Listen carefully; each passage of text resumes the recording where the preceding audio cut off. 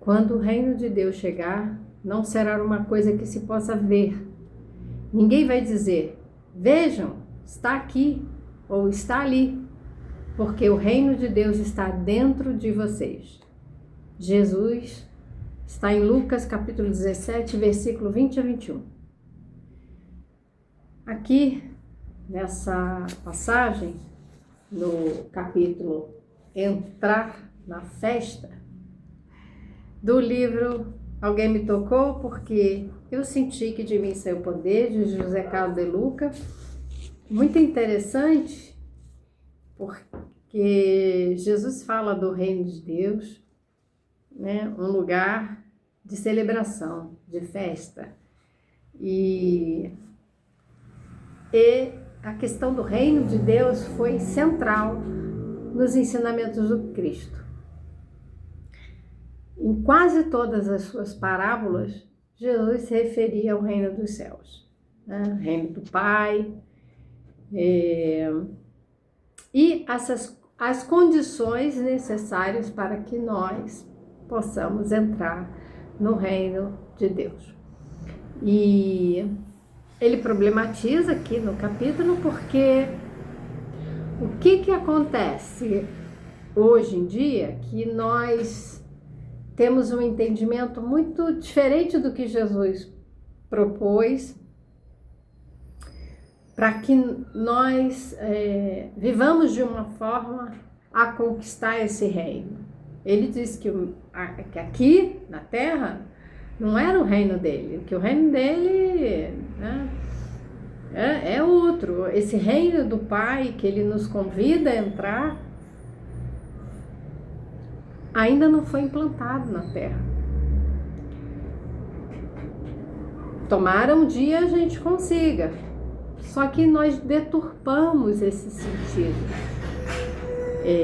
Ele coloca que acabamos por valorizar expressões exteriores, né? Atitudes exteriores, gesticulações, vestimentas, templos, e você tem que rezar tantas vezes, você tem que se ajoelhar, pagar promessa. Então, todas essas expressões exteriores não foi isso que Jesus falou quando trouxe a necessidade de nós entrarmos no reino. Porque para entrar no reino, inclusive, ele usou as parábolas, né? Por exemplo, da porta larga e a porta estreita, porque é uma passagem estreita para entrar no reino. A gente não pode levar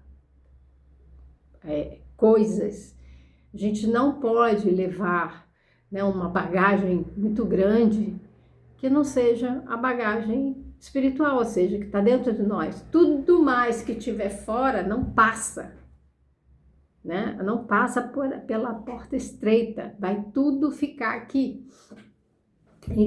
E a gente tem dado mais atenção para as expressões exteriores do que olhar para dentro de nós, de combatermos aquele bom combate do egoísmo.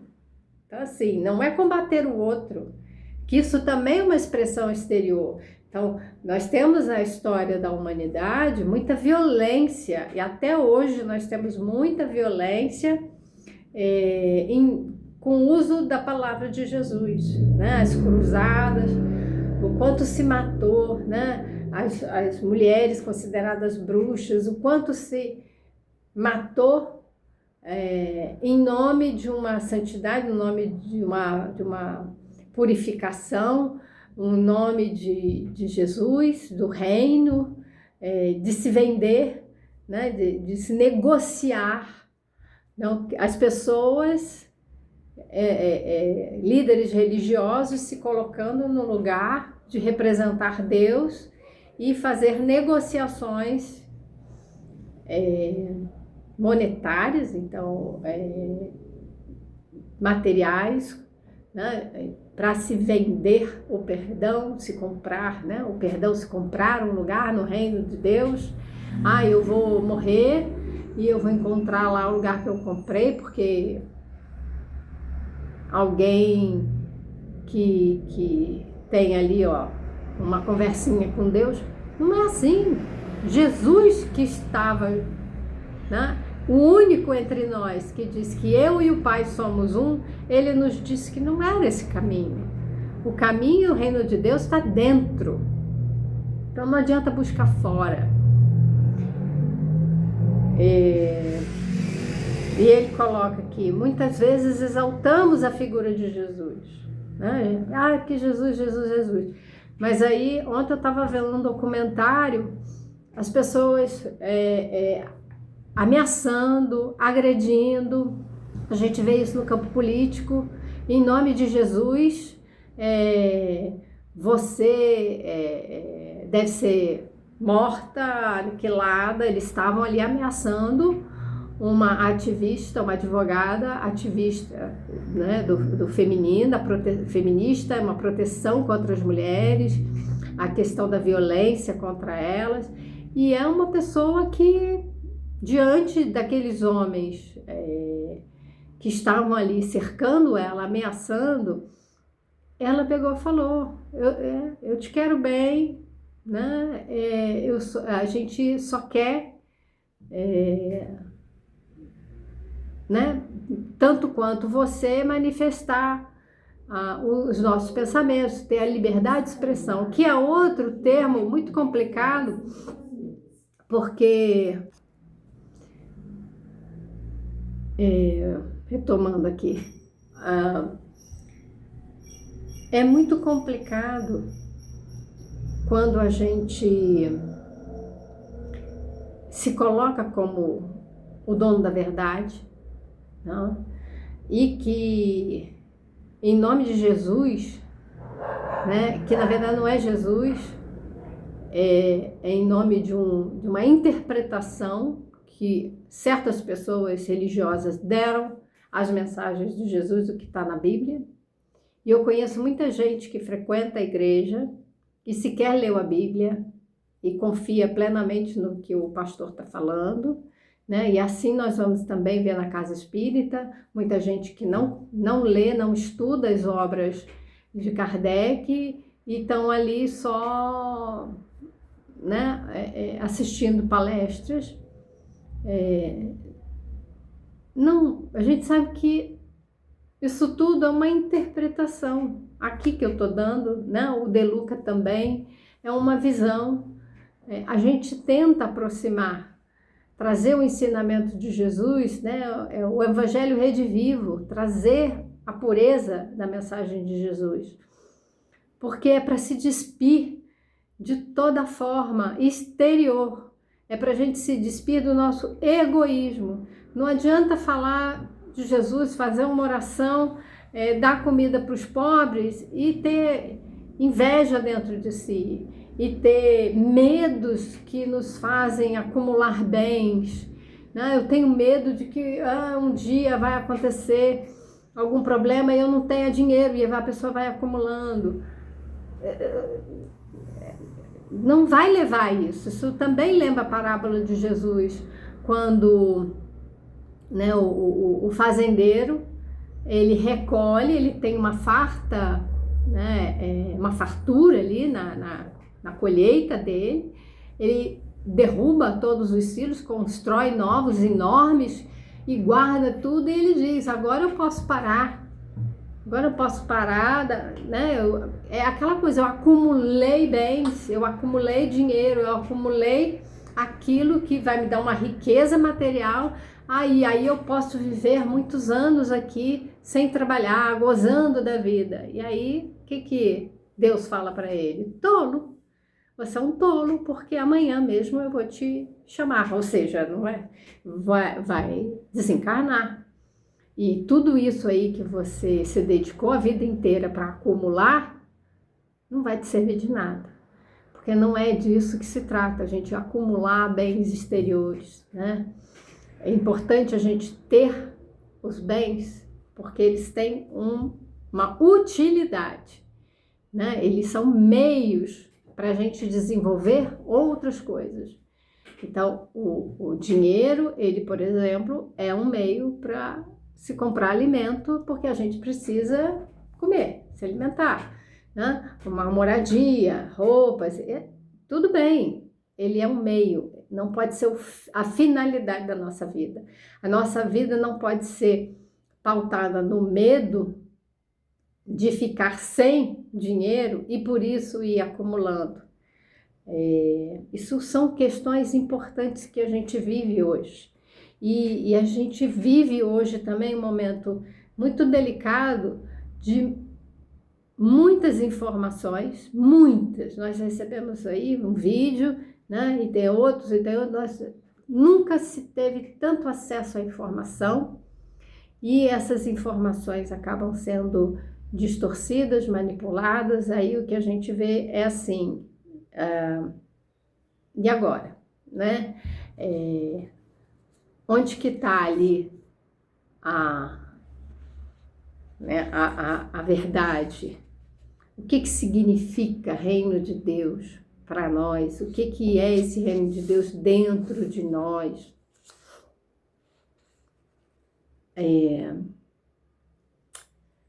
O reino de Deus se abre como as chaves da simplicidade. Então, o reino, ele só se abre como a porta, com a chave da simplicidade. E nele somente se vive com amor. Se Jesus veio ensinar o amor, a lei do amor é a mais importante de todas, e o reino de Deus é para aquele que muito amar, a gente só vai entrar no reino de Deus quando amar. Por quê? Porque se o reino de Deus está dentro de nós, quando nós vivenciarmos o amor, não vai ter mais espaço para inveja, para o ódio, para o ressentimento, para a mágoa. Olha quanta coisa a gente vai jogar fora. Não é só jogar fora. Não faz mais sentido acumular essas coisas na nossa vida e acumular bens. Porque a gente reconhece que no amor existe o desapego, no amor existe a simplicidade, no amor existe a paciência.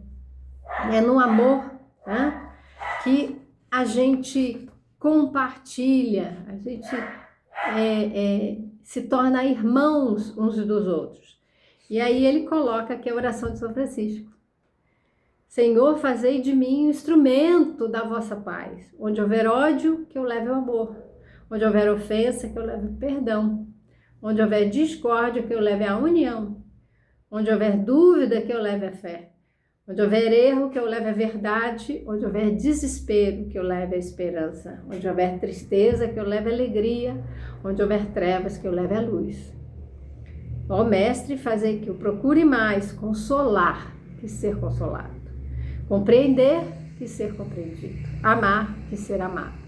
Pois é dando que se recebe. É perdoando que se é perdoado.